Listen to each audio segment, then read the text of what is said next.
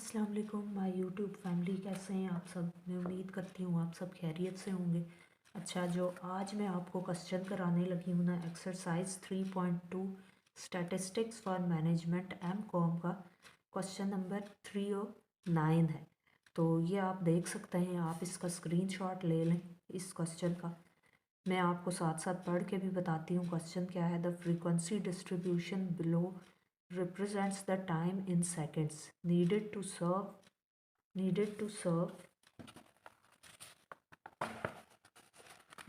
serve a sample of customers by cashiers at Bull's Eye discount store in December 1996।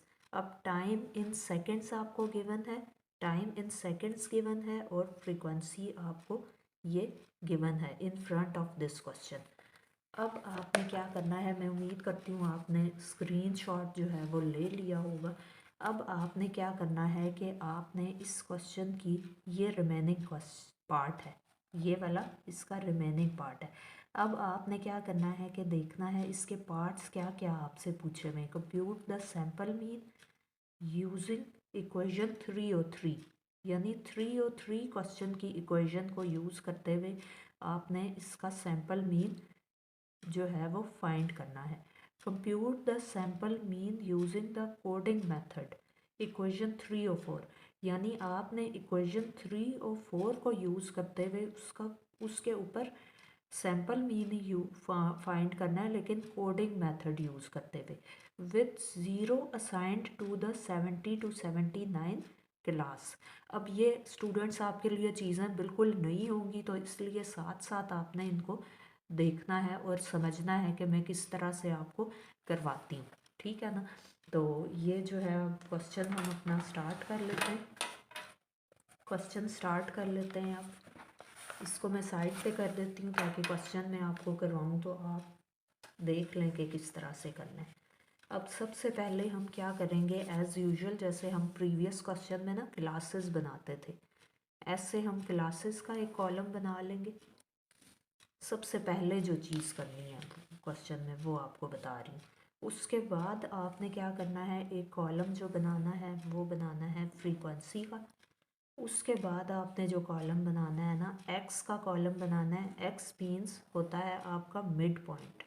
Mid point में पहले भी discuss कर चुकी हूँ। इस एक्सरसाइज का भी एक क्वेश्चन जो प्रीवियस क्वेश्चन था 308 उस पर डिस्कस कर चुकी हूँ, और मिड पॉइंट अलग से फाइंड करने का तरीका जो है वो मैंने अपनी शॉर्ट वीडियो में बताया हुआ है, तो उसको भी मैंने प्रीवियस वीडियो में पिन कर दिया था, वो भी आप देख सकते हैं। इसमें अगेन मैं डाल दूँगी, ठीक है, ताकि आप उसको भी देख लें, क्योंकि ये जो है फार्मूलाज पे बेस करती है ये एक्सरसाइज। प्रीवियस में तो हमने क्या करना था कि सिर्फ हमने जो फ्रीक्वेंसी डिस्ट्रीब्यूशन है ना वो उसमें क्लासेस बनानी होती थी, लेकिन इसमें अगर आपको फार्मूलाज पता नहीं होंगे, मैं अगेन इस क्वेश्चन की वीडियो में फिर कह रही हूँ आपसे कि आपको फार्मूलाज जो है ना वाला जो वीडियो है वो देखना इसके लिए बहुत ज़रूरी है।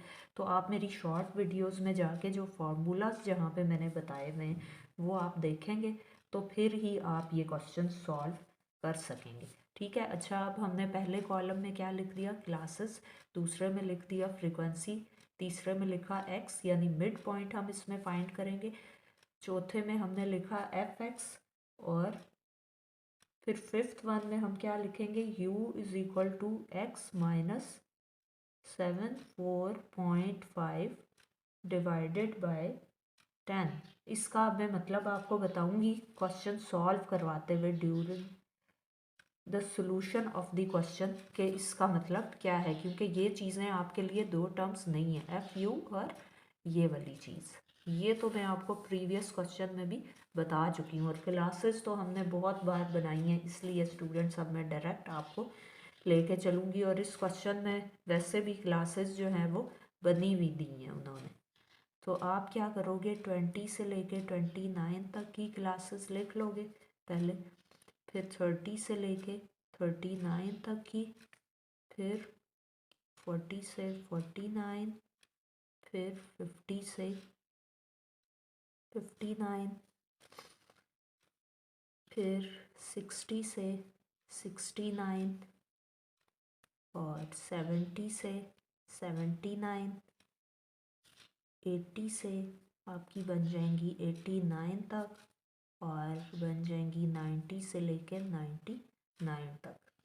उसके बाद क्या बनेगी 100 से लेकर 109 तक और 110 से लेकर 119 तक, 120 से लेकर 129 तक, यानी 10 का इंटरवल रख के और इन्होंने क्लासेस बनाई हैं। अच्छा, अब इसके बाद हम क्या करेंगे, in front of these classes इनकी फ्रीक्वेंसी एज इट इज़, जैसे बुक में जिस सीक्वेंस से दी है ना, उसी सीक्वेंस से आप बस इनके सामने जिस क्लास की जो फ्रीक्वेंसी है वो उसके सामने आप लिखते जाएंगे। ठीक है।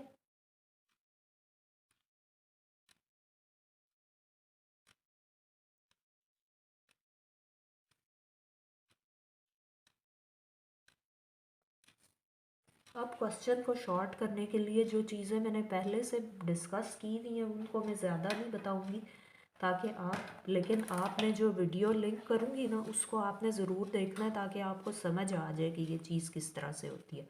अच्छा, मिड पॉइंट फाइंड करने के लिए मैंने आपको बताया था प्रीवियस क्वेश्चन में भी, अगेन बता रही हूँ, और शॉर्ट वीडियो भी आपने ज़रूर देखनी है क्योंकि उसमें बड़ा डिटेलली बताया है। इन दोनों क्वेश्चन, ये जो क्लासेस बनी हुई है ना, इस क्लास के दोनों नंबर्स को ऐड करना है, मतलब कि 20 + 29 आपने कर दिया और जो आंसर आएगा उसको डिवाइडेड बाय 2 करते जाएंगे आप लोग, तो आपके पास मिड पॉइंट का आंसर आता जाएगा। जैसे ये 24.5 आ गया, अब 30 + 39 करोगे तो 69 आ जाएगा और 69 को 2 से डिवाइड कर लोगे तो 34.5 आ गया। अब इसी तरह आगे आप करते जाओगे तो आपका आगे भी आंसर इसी तरह से आता जाएगा। 44.5, ये 54.5, ये 64.5, 74.5, ठीक है, 84.5। आपने डायरेक्ट कैलकुलेशन नहीं करनी, आपने सॉल्व करके करना है। मैंने आपको बता दिया इसलिए मैं डायरेक्ट कर रही हूँ। ठीक है, किस तरह से करना है, और शॉर्ट वीडियो भी आप जब देखेंगे तो आपको डिटेलली समझ आ जाएगी स्टूडेंट्स। सही है ना। अब 124.5 पहले का मैंने बता दिया था, दोनों नंबर्स को ऐड करते हैं, पहली क्लास का पहला नंबर दूसरा नंबर डिवाइडेड बाय 2 कर देते हैं। दूसरे का भी बता दिया, पहला नंबर दूसरा नंबर डिवाइडेड बाय 2। इस तरह इसका भी बता देती हूँ। पहला नंबर 40 + 40, सॉरी 45 नहीं है, ये 40 + 49, 89 हो गया, डिवाइडेड बाय 2, तो ये क्या हो जाएगा 44.5। मतलब आपको क्लियर करने के लिए कि यही आंसर आ रहा है, आप देख सकते हैं 44.5 इधर भी आया, 44.5 इधर भी आया। तो इसी तरह से आपने सारों को करते जाना है। ये मैंने सारी सॉल्व कर दी है, आपने यहाँ से कॉपी पेस्ट नहीं करना, खुद से करना है। ठीक है। अच्छा, अब f(x) जो है वो आप किस तरह से फाइंड करते हो कि जो x की टर्म है और 6 यानी जो फ्रीक्वेंसी है ना, f(x) का मतलब ये है कि इन दोनों में कोई साइन नहीं है।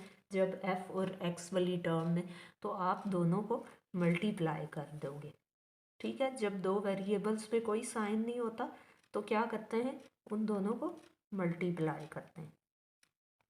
मल्टीप्लाई बाय 6 किया तो आ गया 147। दूसरे को करोगे आप 34.5 मल्टीप्लाई 16, तो ये आ जाएगा 552। इसी तरह दूसरे को आप करोगे 44.5, तो मल्टीप्लाई करोगे आप 21 से तो 934.5 आपके पास आ जाएगा। अब 54.5 करोगे मल्टीप्लाई 29 तो 1580.5, ठीक है। अच्छा, 64.5 मल्टीप्लाई 25, तो 1612.5 ये आंसर आ गया। अच्छा, अब 74.5 मल्टीप्लाई 22, 1639। अच्छा, ये 3 है। और फिर 84.5 को आपने मल्टीप्लाई करना है किससे, 11 से, तो 929.5, फिर 94.5 को मल्टीप्लाई कर लिया 7 से, तो 661.5 आ गया।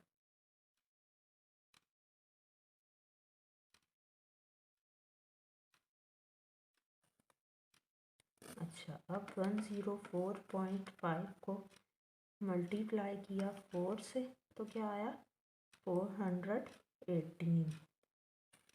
अब इस नंबर को ज़ीरो से मल्टीप्लाई करेंगे तो ज़ीरो को, किसी भी नंबर को ज़ीरो से मल्टीप्लाई करें तो ज़ीरो ही अगेन आ जाता है, उसको करने की कैलकुलेट नहीं ज़रूरत। अच्छा, अब नेक्स्ट क्या है, 124.5 मल्टीप्लाई बाय 2, तो इसको 2 से किया तो हमारे पास आंसर आ जाएगा 249।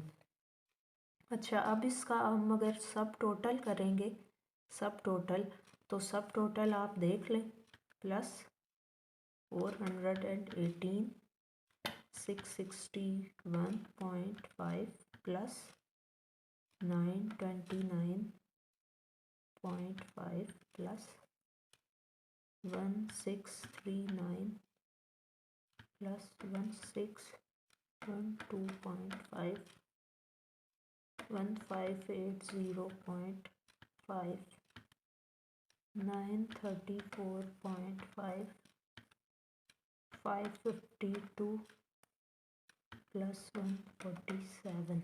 अच्छा, ये आंसर आ गया 8723.5।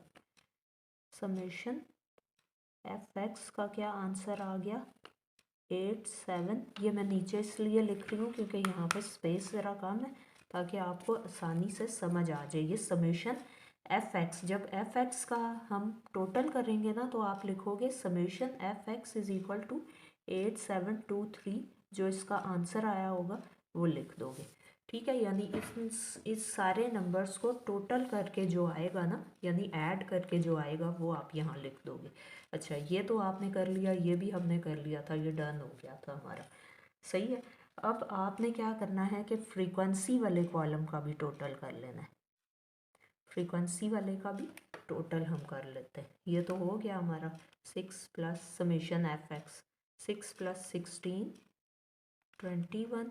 आपने वीडियो बिल्कुल भी स्किप नहीं करनी फॉर ए मोमेंट, क्योंकि अगर आप स्किप करोगे तो कोई ज़रूरी ऐसी चीज़ होगी, इस हर आने वाली वीडियो में न्यू चीज़ें आ रही हैं, तो अगर आप स्किप करोगे तो आपको समझ नहीं आएगा क्वेश्चन। ठीक है, 11 7 4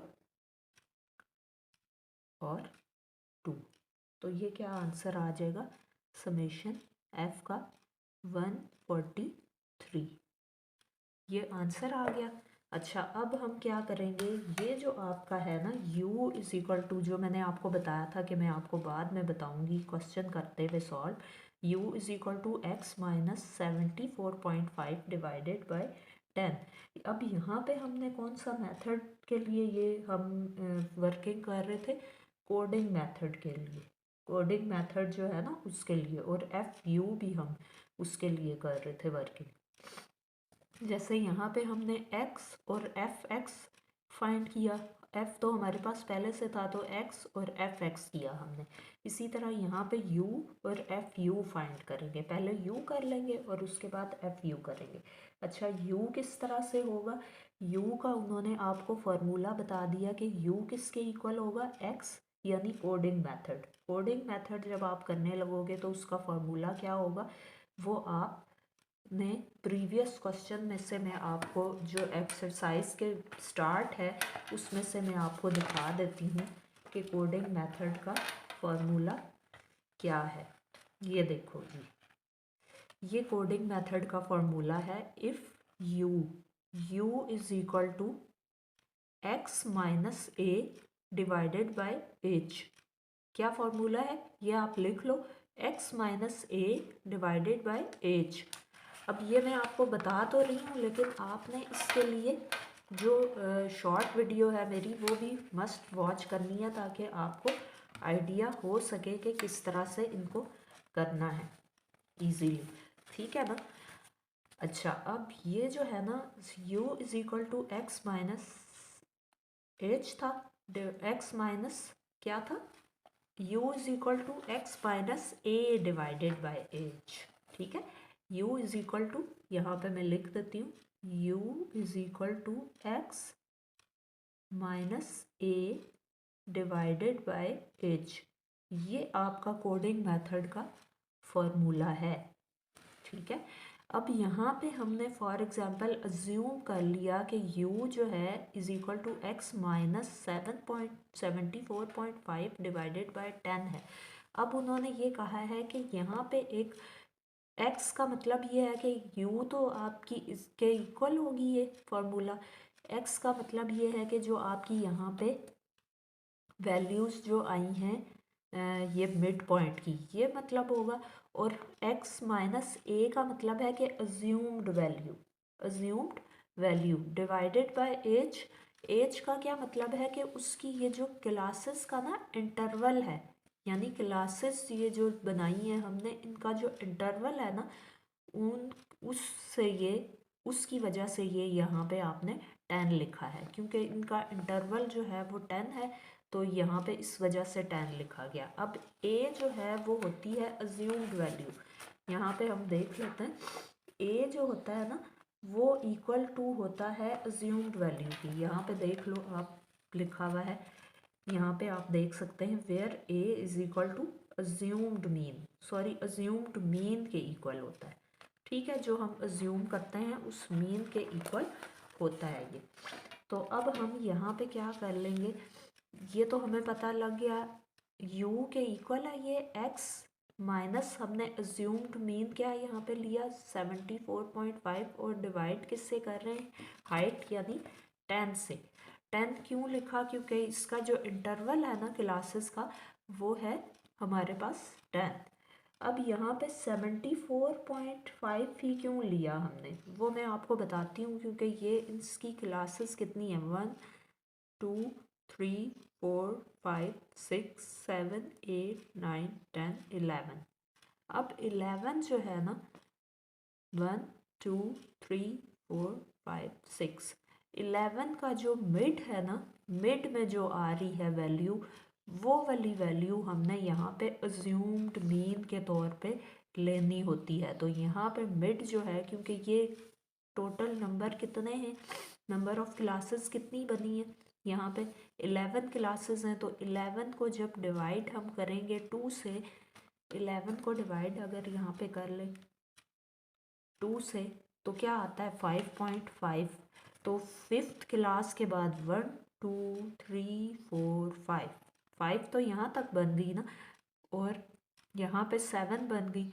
तो अब ये जो मिड वाली क्लास आएगी ना, यानी 6th वन, ये इसको हम अज्यूम्ड मीन के तौर पे ले लेंगे। अगर यहाँ पे क्लास किसका जो क्लासेस बनी हुई होती उसका इंटरवल होता 10, तो फिर हम क्या लेते, 10 डिवाइडेड बाय 2 क्या होता है 5, तो फिर हम फिफ्थ वन क्लास को लेते अज्यूम्ड मीन के तौर पे 64.5 को। लेकिन अभी यहाँ पे हमारे पास 11 नंबर ऑफ क्लासेस बनी है, तो यहाँ पे जो अज्यूम्ड मीन उसके हिसाब से आया है वो आया है 74.5। तो उसको यहाँ पे हमने x माइनस अज्यूम्ड मीन के तौर पे हमने उस नंबर को लिया, डिवाइडेड बाय जो इंटरवल, जितना क्लासेस का इंटरवल है, यानी जितना उस पे वो रख के डिस्टेंस रख के क्लासेस बनाई गई हैं, 10 का वो है ना डिफरेंस है, रख के क्लासेस बनाई गई हैं, तो इधर वो लिख लिया। ठीक है, अब ये मैंने आपको बहुत डिटेलली अच्छे से समझा दिया, अब आपने इसको मिस्टेक नहीं करनी। ठीक है ना। अब हम क्या करेंगे, x में से माइनस करेंगे 74.5 यानी अज्यूम्ड मीन की वैल्यू को।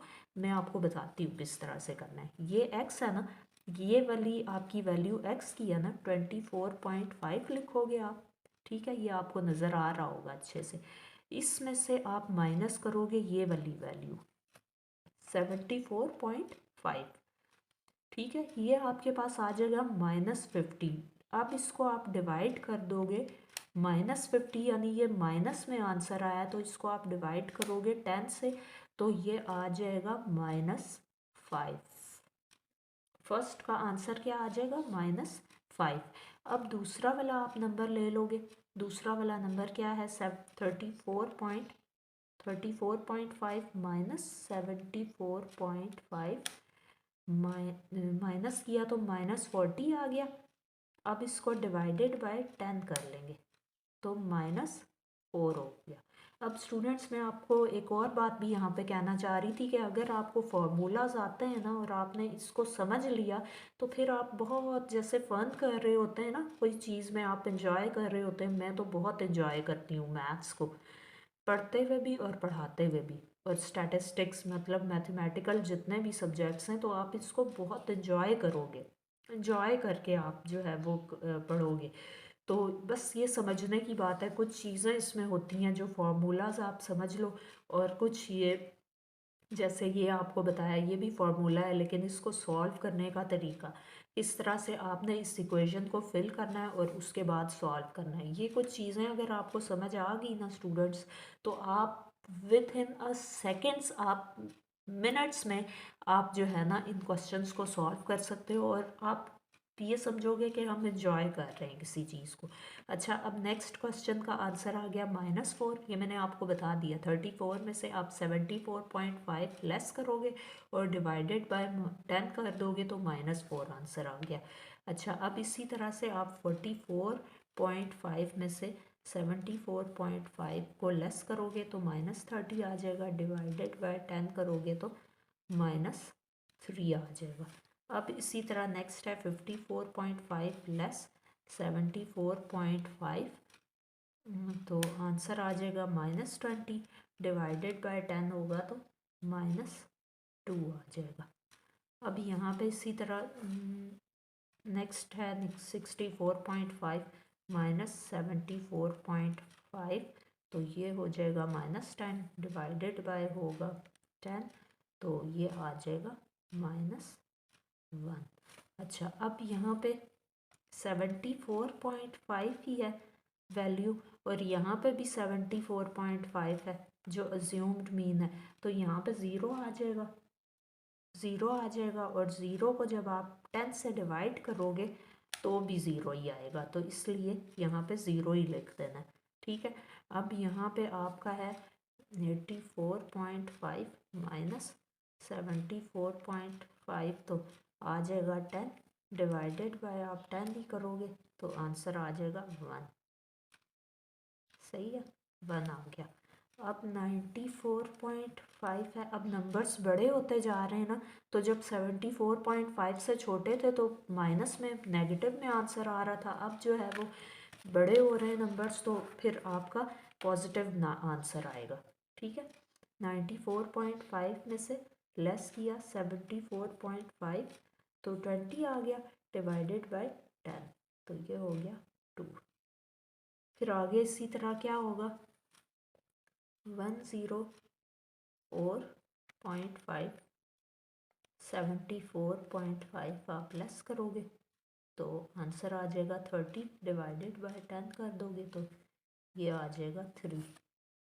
अच्छा, अब क्या करोगे, 114.5 -74.5 डिवाइडेड बाय 10, तो ये आ गया 40। अब ये आंसर माइनस में क्यों नहीं आया, क्योंकि यहाँ पे नंबर बड़ा था।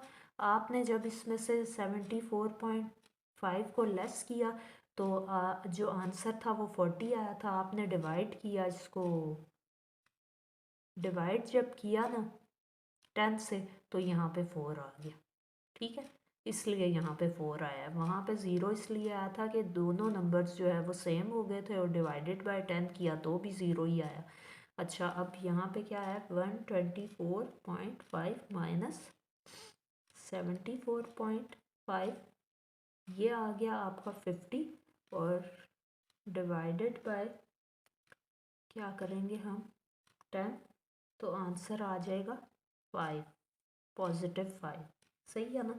तो यहाँ पे आपका ये इसका तो हम टोटल नहीं करते ना इस कॉलम का, ये आपका आंसर आ गया। ये जो है मतलब इधर हमने डैश सी लगा दी है। अच्छा अब क्या करेंगे, अब इसका भी करना है, आपने टोटल करना होगा, क्योंकि अगर हम टोटल नहीं करेंगे तो एफ और यू को हम कैसे करेंगे। नहीं, यू का हमें सम नहीं चाहिए, बस एफ और यू को हम जो है ना वो कर लेंगे, और at the end F you का फिर समेशन करना है हमने। ठीक है, ये आपका हो गया कॉलम यू वाला भी कॉलम डन हो गया। अब आपने क्या करना है, ये आप देख लें गौर से। अब आपने क्या करना है कि जैसे हम f और x को अलग अलग से फाइंड करते थे और फिर एंड पे जाके f और x दोनों को मल्टीप्लाई करते थे ना, तो एफ एक्स वाली टर्म आ जाती थी और फिर इन सारों को टोटल करते थे तो F x summation F x का आंसर आ जाता था। इस तरह से आपने यहाँ पे भी करना है कि अब आपने ना जो u की तो टर्म के आंसर्स आ चुके हैं, अब आपने क्या करना है कि u को और f और u को मल्टीप्लाई करना है और यहाँ पे लिखते जाना है, क्योंकि इसके दरमियान कोई साइन तो नहीं है ना।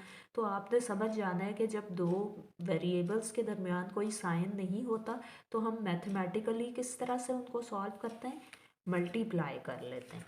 इस तरह से हम सॉल्व करते हैं उसको। ठीक है, अब आप ये देखें कि 6 और -5 है, तो ये क्या हो जाएगा -30। ये 16 और -4 है, तो मैं आपको बता देती हूँ 16 -4 आप करेंगे ना तो नहीं, ये 16 मल्टीप्लाई -4, तो ये आप करोगे ना तो -64 आपका आंसर आ जाएगा, -64। अब आपके पास क्या है 21 मल्टीप्लाई, यहाँ पे क्या है -3, तो आप -3 से उसको मल्टीप्लाई करोगे तो -63 आंसर आ जाएगा, -63। अच्छा अब 29 है और 29 को आप मल्टीप्लाई कर दोगे -2 के साथ, तो -2 के साथ मल्टीप्लाई किया तो आपका आंसर आया, ये आपको विजिबल हो रहा होगा, ये 58 आ गया आपका। ठीक है ना। उसके बाद आपने 25 को -1 से किया तो आपका आ जाएगा -25।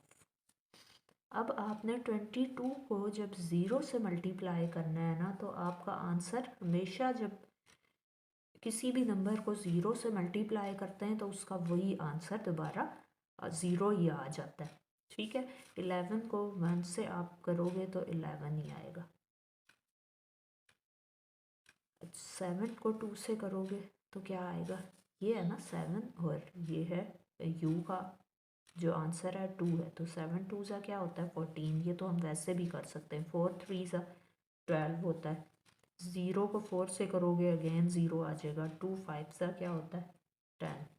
तो अब यहाँ पे आप इसका भी समेशन कर लो, समेशन एफ यू आपने लिखना है। ठीक है, क्योंकि अब हमने एफ यू का समेशन करना है ना, तो अब आप यहाँ पे लिख लोगे समेशन, यहाँ पे कर लो आप -30 -64 -63 -58 -25, ये आप कर लो पहले, माइनस माइनस वाले लिख के और उनको कर लो कैलकुलेट, -40 आ गया।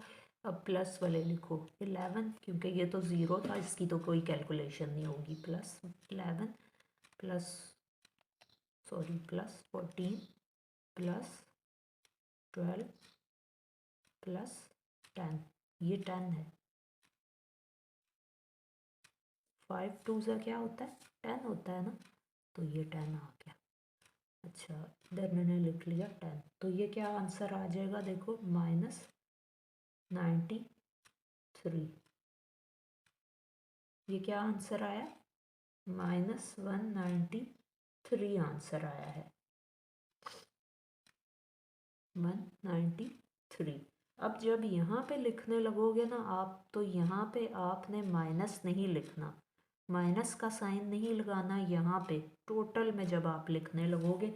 लेकिन जब आप आगे फर्दर जो क्वेश्चन को हमने सोल्यूशन देना है, पार्ट्स का हमने बताना है, वहाँ पे फिर आप साइन भी लगाओगे साथ। ये आपने याद रखना है, जहन में रखना है कि आपका आंसर जो है वो नेगेटिव में आया था, लेकिन यहाँ पे नेगेटिव में नहीं लिखना, ये बात याद रखनी है आपने। ठीक है। अब नेक्स्ट क्वेश्चन का पार्ट क्या था, compute the sample mean using equation 303। यानी इक्वेशन 303 को यूज़ करते हुए आप जो है वो सैम्पल मीन फाइंड करें। तो सैम्पल मीन का क्या फार्मूला होगा, bar X is equal to summation F X. यानी जो ग्रुप डाटा का जो सैम्पल मीन होता है वो किस तरह से फाइंड करते हैं, ये अब ग्रुप डाटा ही है ना, तो इसका आप सैम्पल मीन किस तरह से फाइंड करोगे, मैंने आपको बताया था। इसका ग्रुप डाटा का सैम्पल मीन का फॉर्मूला होगा bar X is equal to summation F X divided by summation F. अब जब आपको फार्मूलाज वाली आप वीडियो देखोगे ना, वो आप अपने पास लिख लोगे या आप याद कर लोगे तो आपको फिंगर टिप्स पे हो जाएंगे, फिर आपके लिए क्वेश्चन करना बहुत आसान हो जाएगा। डिवाइडेड बाय क्या है, 143। तो इसकी आपके पास आंसर आएगा 8723.5 डिवाइडेड बाय 143। तो ये आपके पास आंसर आ जाएगा 61। अब ये आज जो है वो इस तरह रहा है, लेकिन हम इसको राउंड ऑफ करके लिख रहे हैं 61 ही आंसर लिखेंगे। अच्छा, अब आपने क्या करना है, नेक्स्ट पार्ट जो है, फर्स्ट पार्ट का तो आंसर ये आ गया, ठीक है, ये आंसर है आपका। अब सेकंड जो पार्ट है ना, बी पार्ट, उसमें उन्होंने क्या कहा है, उसमें उन्होंने क्या कहा है आपको, ये मैं नीचे इसलिए कर रही हूँ, आप एक बार अगर विजिबल नहीं हुआ तो सही तरह से देख लो और इसका स्क्रीनशॉट भी ले लो ताकि आप जो है कर सको। लेकिन आपने करना खुद से ही है, कॉपी पेस्ट नहीं करना, समझ के करना है क्वेश्चन को, ठीक है। अच्छा, अब मैं नेक्स्ट बी पार्ट जो है वो स्टार्ट करने लगी हूँ। बी पार्ट में उन्होंने क्या कहा है कि सैम्पल मीन ही आपने फाइंड करना है, लेकिन यूज़ करते हुए कोडिंग मेथड को, और इक्वेशन आपने कौन सी यूज़ करनी है, यानी क्वेश्चन नंबर 3 और 4 को आपने यूज़ करना है with zero assigned to the 70 to 79 class. 70 to 79 class को आपने कोडिंग मेथड से सॉल्व करना है। अब कोडिंग मेथड में आपने ये भी देखना है कि आपका जो कोडिंग मेथड में ग्रुप डाटा का जो वो है ना फॉर्मूला, वो क्या है वो मैं आपको दिखा देती हूँ। कोडिंग मेथड में जो आपका ग्रुप डाटा का फॉर्मूला होगा वो होगा X bar X is equal to A plus summation U, A plus summation U divided by summation F multiply by H. यानी बार एक्स किसके इक्वल होगा, A plus summation U divided by summation F multiply by H. अब ये यहाँ पे हम लिख लेते हैं ताकि हमें बार बार वो पेज ओपन ना करना पड़े। यहाँ पे हम लिख लेते हैं, आपकी कन्वीनियंस के लिए ये लिख रही हूँ ताकि आप जो है वो समझ सकें क्वेश्चन को सही से, ठीक है। मल्टीप्लाई बाय एच, सही है ना। अच्छा, अब हमने क्या करना है, इस फॉर्मूला से जो है ना वो कोडिंग मेथड को करना है। समेशन जो बार एक्स था वो A plus summation U divided by F multiply by H है। अच्छा, अब यहाँ पे इन्होंने लिखा हुआ है ए प्लस, इसके फार्मूलाज थोड़े चेंज भी हो सकते हैं। अब आपने ये नहीं सोचना कि ये अगर मैं लिख लूँ तो आपने ये नहीं सोचना कि ये कहाँ से आ गया, ये भी हम लिख सकते हैं और ये वाला फार्मूला भी लिख सकते हैं। इसका जो फार्मूला यहाँ पे उन्होंने लिखा हुआ है ना, उधर शुरू में उन्होंने स्टार्टिंग में ये बताया हुआ है जो आपका ये मैंने लिखा, और अभी जो उन्होंने लिखा हुआ है वो लिखा हुआ है bar X is equal to A plus summation F D divided by summation F. ठीक है, तो अब यहाँ पे हम क्या लिखेंगे, हम यही वाला फॉर्मूला जो है वो यूज़ करेंगे ताकि आपको परेशानी ना हो कि ये मैंने यहाँ पे कोई और लिखा है और यहाँ पे कोई और। आप बेशक यही यूज़ करें, लेकिन आपको पता दोनों का होना चाहिए, इसलिए मैं बता रही थी। ठीक है, अब आपका 74.5 हमने जो अज्यूम्ड मीन की वैल्यू ली थी वो आपने याद रखना है कि अज्यूम्ड मीन की वैल्यू हमारे पास ये थी। ठीक है, अब यहाँ पे भी इसको यही लिखना है सॉल्व करते हुए, ये वाली आपकी वैल्यू आई थी ना अज्यूम्ड मीन की, तो आपने यहाँ पे भी यही रखनी है 74.5, क्योंकि bar X is equal to assumed mean था ना सबसे पहले, और फिर क्या था समेशन यू। तो समेशन यू का हमारे पास आंसर आया था, प्लस है यहाँ पे साइन, लेकिन वो आंसर जो आया था वो तो नेगेटिव में था ना, इसलिए मैंने यहाँ पे 193 नेगेटिव के साइन के साथ लिखा। यहाँ पे मैंने आपको बताया था कि आंसर में लिखते वक्त आपने नेगेटिव में नहीं लिखना, लेकिन यहाँ पे आपने याद रखना है कि जब हम उसका पार्ट जो है वो सोल्यूशन करने लगेंगे, फिर आपने यहाँ पे इस चीज़ का ख्याल बहुत रखना होगा। अगर नेगेटिव का साइन है तो नेगेटिव के साथ ही आंसर होना चाहिए, यहाँ पे लिखना है आपने। ठीक है, अच्छा अब समेशन एफ क्या है, समेशन यू तो हमारे पास -193 था, समेशन एफ है 143 मल्टीप्लाई बाय एज क्या था 10। मैंने एच आपको बताया था ना, यहाँ पे एच जो है वो यहाँ पे जो क्लासेस का जो इंटरवल होता है ना, यानी जितने डिफरेंस से आपने क्लासेस बनाई, 20 से लेके 30 तक बनी, 30 से लेके 40 तक, 40 से 50 तक, 50 से 60 तक, कितना डिफरेंस है, सब क्लासेस में आपका डिफरेंस है 10 का। तो फिर यहाँ पे एच जो है वो डिनोट करता है आपकी जो डिफरेंस ऑफ क्लास, यानी आपकी जो ये क्लासेस का इंटरवल है उसको ये रिप्रेजेंट करता है। H represents for interval here. ठीक है, तो आपने इसलिए यहाँ पे लिख दिया 10। अब हम इसको सॉल्व कर लेंगे। सॉल्व किस तरह से करेंगे स्टूडेंट्स, मैं आपको बता देती हूँ। आपने क्या करना है कि पहले जो ये वाले नंबर्स हैं ना 74.5 माइनस 193 आप कर दोगे तो ये क्या आ जाएगा -118.5। इसको आप मल्टीप्लाई कर दोगे 10 से। ऊपर वाली टर्म्स पहले हमने करनी है, सॉल्यूशन कर लेना है सबसे पहले ना। प्लस माइनस आप देखोगे प्लस माइनस माइनस ही होता है, तो हमने इन दोनों नंबर्स को एडिशन सब्ट्रैक्शन ही हो रही थी, क्योंकि प्लस माइनस का साइन माइनस का होता है, तो हमने 74.5 में से लेस कर दिया 193 को। तो जो आंसर आया उसको 10 से मल्टीप्लाई किया तो 1 माइनस 1 ये देखो आपके पास आंसर ये आ रहा है -1185 आंसर आ गया। और अब इसको डिवाइड करेंगे हम किसके साथ, 143 के साथ। नहीं, ये इस तरह से सही नहीं आ रहा। आपने क्या करना है, थोड़ा सा वे डिफरेंट वैसे करो। 193 को आप कर दो मल्टीप्लाई, पहले -1930 आ गया। अच्छा, अब आप इसमें से प्लस माइनस माइनस है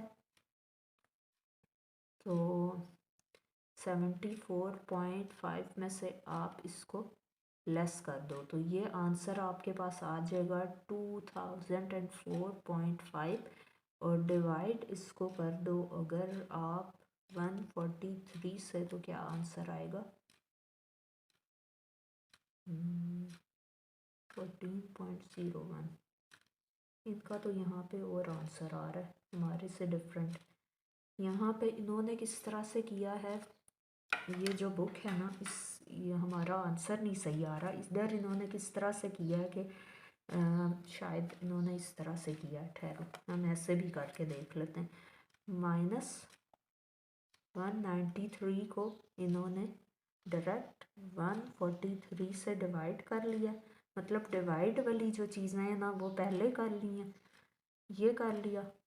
उसके बाद इन्होंने क्या किया, अगर हम इसको कर लें मल्टीप्लाई, दैट तो ये हाँ, अब इस तरह से आपने करना है। आपने क्या करना है स्टूडेंट्स, ये देख लें। आपने क्या करना है, सबसे पहले डिवाइड वाला करना है पोर्शन, -193 डिवाइडेड बाय 143। ठीक है, तो आपका आंसर आ जाएगा -1.34965। सही है, तो इसको आप मल्टीप्लाई कर दोगे 10 से, तो आपका आंसर यहाँ पे आ जाएगा 13.49 आ रहा था, तो हम इसको राउंड ऑफ करके 50 कर देंगे। ठीक है, 50 हमने कर दिया। अब यहाँ पे क्या बच गया था, 74.5।